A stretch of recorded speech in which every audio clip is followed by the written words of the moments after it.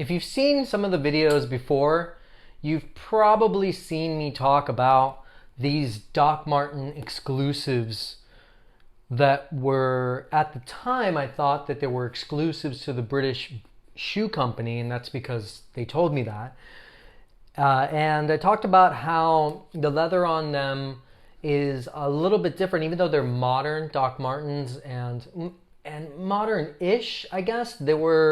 I believe they were done in 2006. But from now, after some research, I've gotten some more information, and it seems like they weren't just exclusives for the British shoe company.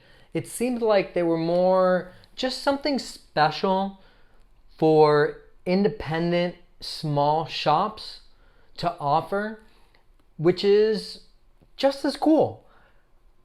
You'll also see, like the British shoe company, you'll see that they'll have these cap toes that they come out in different funky colors, which if you like cap toes, go and check out their site.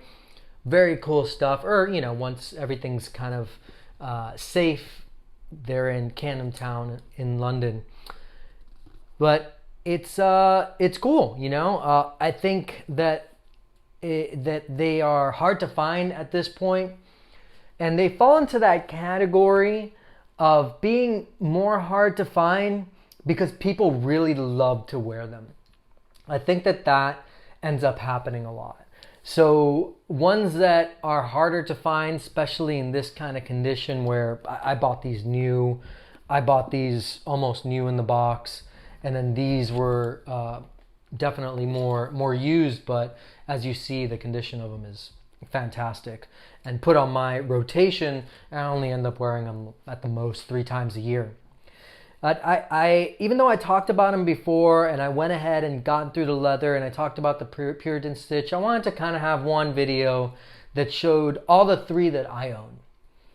Besides the black and the yellow, here we have more the full res print one, but the black and the yellow, to my understanding and what I've seen in person, I've seen purple ones with black, I've seen white ones with black, I've seen oxblood ones, I believe it was with black, black print on them, and I think that is all. So if you've seen another color of this full logo on the side, please leave it in the comments, maybe even leave a link so people could check them out.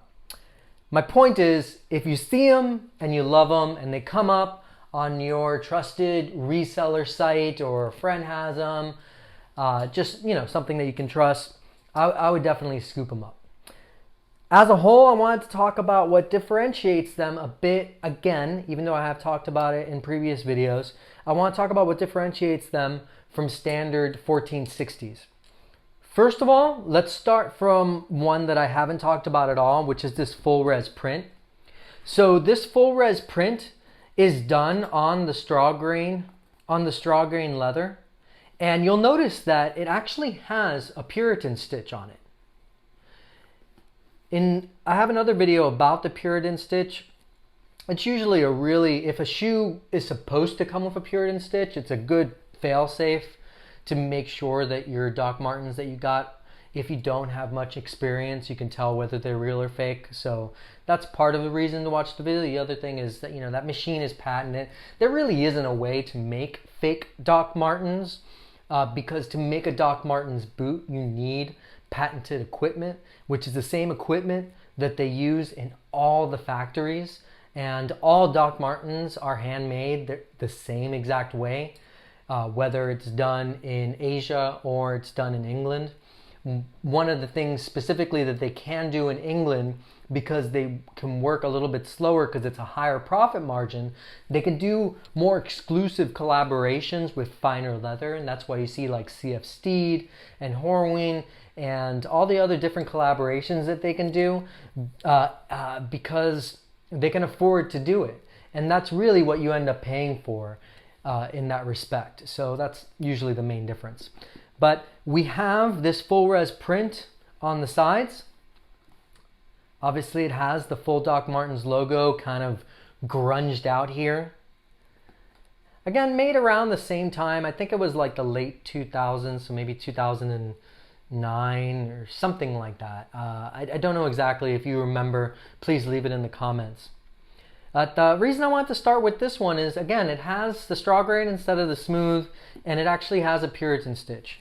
Where, if we go to these, it is the smooth leather with, in this case, the more of the biscuit inside, which is really cool, and I love the contrast that it provides.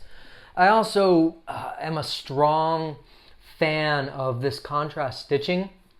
Right now with modern pop colors, they end up matching the stitching on it, and I'll mean the welt stitching, because if I mean the welt stitching, I'll say welt stitching specifically, but when I mean stitching is the stitching on the leather.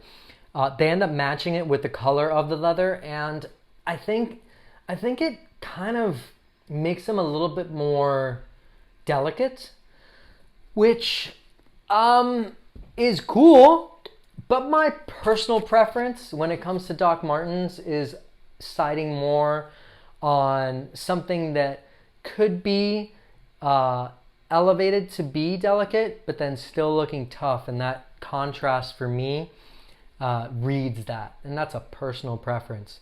So that's why I love this black stitching on it. This did come with black laces. I switched them out with these beige laces. I'm a huge fan of beige laces, and I have several yellow Doc Martens, and I wanted something to differentiate it, and it gives it this look. So these aren't the original laces. They're ones that I bought afterwards. But instead of the Puritan stitch, you'll notice it actually has the similar stitching that we see on 1461s. I really don't know why. Why did they do this? Please, if you know, leave in the comments. You know, was it to shortcut? As I said before, with these, with the black ones in previous videos, the smooth leather is more like the leather thickness that we see on modern made in Englands. So this leather, this straw grain leather, is more what we see on modern straw grain. It's a little bit slightly thinner, where this is slightly thicker. So I wonder if that was part of the reason, but then at the same time we see the Puritan stitch with the made in Englands. Anyways, I don't know. I would love to find out more. I love that we get to have the logo on the sides. It's freaking awesome. And again, the black ones that I showed in previous videos. Thicker leather, they're fantastic. The fit on all of them, it's the comfort last. It's not the vintage last, so it's gonna fit like any other modern Doc Martens. And then lastly, I'll go ahead and show off the soles of them. So it is nothing really different than what we would expect on modern Doc Martens. It's the same density. So even from 2006, the density really didn't change all that much. I think the main change that occurred is when they figured out that they can make them comfortable by having the sole be less dense, which in my experience is a win-win, especially since I alternate my shoes and none of them really, if I buy my shoes new, this is pretty much how they'll look for years to come because I alternate them. But there's the sole density, which is again what you would expect. So logo, Doc Martens from the mid 2000s to late 2000s, right before 2010. Thanks for joining me. If you liked the video you just saw or wanted to add something to it, go ahead and click on the like and the comment button down below. Also, if you want to keep up with all the videos that I create, subscribe, and then once you subscribe you can tap on the bell and then you'll receive an email, so you're always kind of in the know. I mean, you watched it, right? So I guess you liked it. You gotta tell the algorithms what to show other people and what people are interested in. And besides that, I need validation. I need to know that I'm making something that people actually enjoy and want me to continue making more of, right? What do you think, Cherry? Yeah? Think they should do it? Yeah, she thinks so.